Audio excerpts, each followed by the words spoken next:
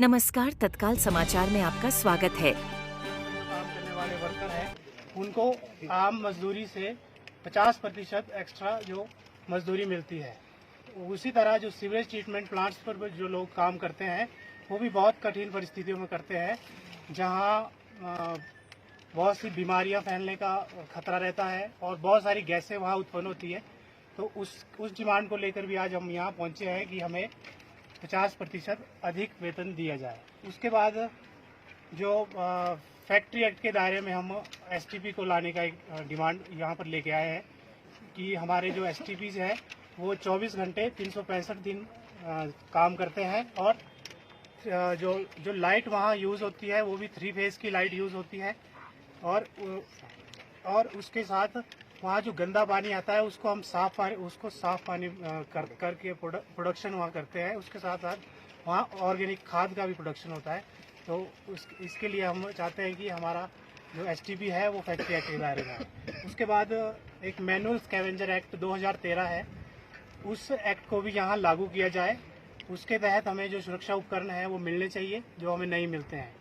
उसके अलावा सभी मजदूर, जितने भी हमारे मजदूर हैं, जिसमें हमारे जो मुख्यतः जो नेटवर्क के मजदूर हैं वो कई बार बहुत सारी बड़ी कॉलोनियों में या आर्मी के क्षेत्र में जब काम करने के लिए जाते हैं तो वहाँ उनको पहचान पत्र उनसे मांगा जाता है। तो इस विभाग ने पहचान पत्र भी हमें अभी तक नहीं दिए गए, उसकी भी हम डिमांड करते हैं। उसके अलावा जो हमारे सीवेज ट्रीटमेंट प्लांट्स पर जो महिलाएं और पुरुष दोनों काम करते हैं, लेकिन बड़ी दुख की बात है कि करोड़ों रुपए वहाँ की अपग्रेडेशन के लिए लगाए जा रहे हैं, लेकिन एक टॉयलेट और कपड़े चेंज करने की फैसिलिटी ये मजदूरों को नहीं दी जा रही है।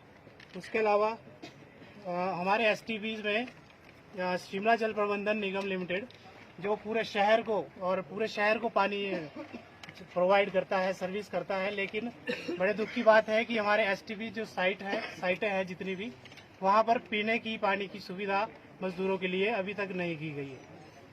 उसके अलावा यहाँ स्टाफ क्वार्टर वहाँ पर बने हुए हैं जो 20 साल पुराने हो चुके हैं, उनकी मरम्मत और उसमें पानी की फैसिलिटी हो गई, लाइट की फैसिलिटी, वो भी एक हमारी डिमांड है, उसको भी दुरुस्त किया जाए। उसके अलावा जो हमारे मजदूर हैं उनको वर्दियाँ भी नहीं मिल रही है। 2020 में लास्ट टाइम वर्दियाँ मिली थी और उसके बाद आज 4 साल हो गए जो वर्दियाँ नहीं मिल रही है। तो हमने एक डिमांड ये भी रखी है कि हमें सर्दी और गर्मी के अनुसार ही और साल में 2 वर्दियाँ दी जाए। इन इश्यूज को लेकर आपने कभी विभागीय रूप से भी लिखा है विभाग को, जिसमें कोई जवाब आया, क्या आया उसमें? इससे पहले ये हमारी काफ़ी लंबी लड़ाई चल चुकी है। अब आप खुद ही सोच लो कि 2020 से जब वर्दी नहीं मिली है तो ऐसा तो नहीं होगा कि हम पहले कभी ना आए हो।